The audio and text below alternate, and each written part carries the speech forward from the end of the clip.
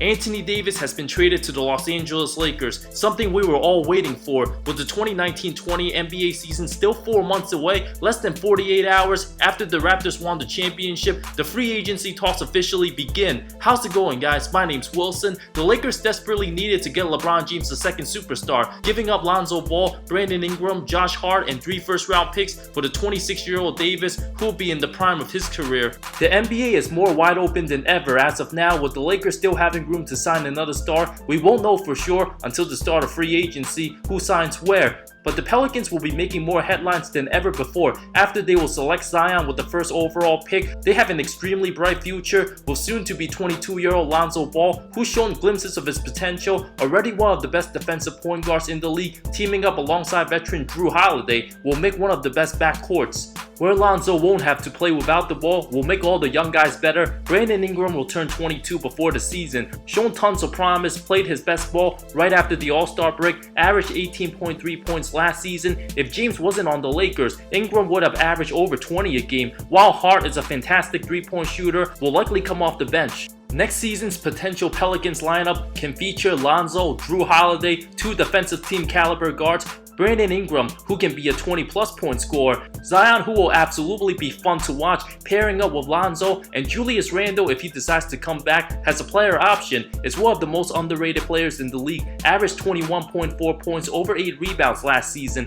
Randle also played with all the former Lakers young core in the 2017-18 season. Alongside the 4th overall pick, where they can potentially draft a guy in Jared Kluver out of Texas Tech, or DeAndre Hunter out of Virginia, maybe even trade the pick, potentially getting a star in return like a Bradley Beal caliber player. The Pelicans were in a way better position right now than any of Davis's tenure with the team. They didn't have the assets to surround AD to contend for a title, and now adding 2 potential all-stars in Lonzo and Ingram, bringing in Zion, who had just as much hype as AD did coming into the draft, might become an AD star caliber player in the coming years. GM David Griffin deserves a ton of credit for getting bright assets, while the 2018 Lakers team, who had Lonzo, Ingram, and Randle, won 35 games, with Julius as the best player. Now they are 2 years older and better, and adding the first overall pick in Zion, perhaps having future stars, I see the Pelicans a sleeper for making the playoffs as an 8th seed next season. The young core will have plenty of time to grow and get better. If Zion turns out to become the superstar we expect him to be,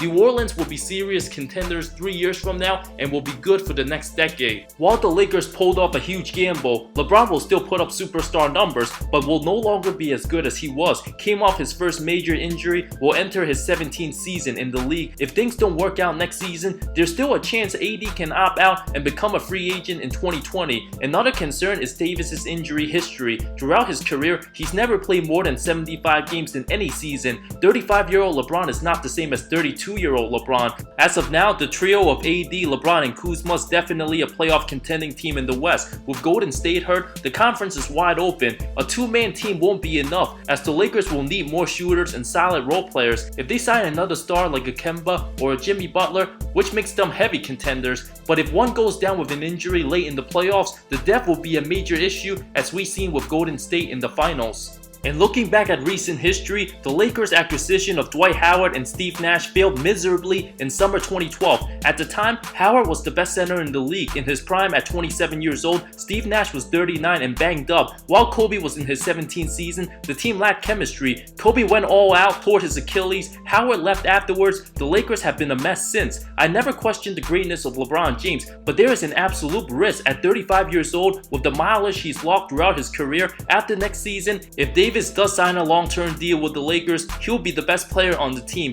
And when LeBron gets older, I won't be surprised if Davis finds himself in a similar situation, just like he did in New Orleans, where he has limited help with the Lakers. And a lot of people will continue to sleep on the Rockets, Nuggets, Thunder, and Blazers. All those teams are one good player away from serious contention in the Western Conference. I expect some of those teams to make huge headlines over the next couple of weeks as everybody's focused on the Lakers, and it can also depend if Kawhi Leonard signs with the Clippers or stays in Toronto. If he goes to LA, they will be heavy favorites to come out the West with great depth, alongside having an excellent front office. With Jerry West on their side, alongside Kawhi, the Clippers will be the favorite to come out of the West. The Lakers can look good on paper if they pursue a third star, but with their weak front office, I believe there will be other teams in the West that will be better than them next season in OKC, Houston, and potentially the Clippers. Overall, it was an excellent trade for New Orleans, as they will be one of the most talked about teams throughout the 2020s decade. Having Zion on their side, I believe they will be in serious contentions within 3 years. While it was a good trade for LeBron, keeping his title chances alive as he ages,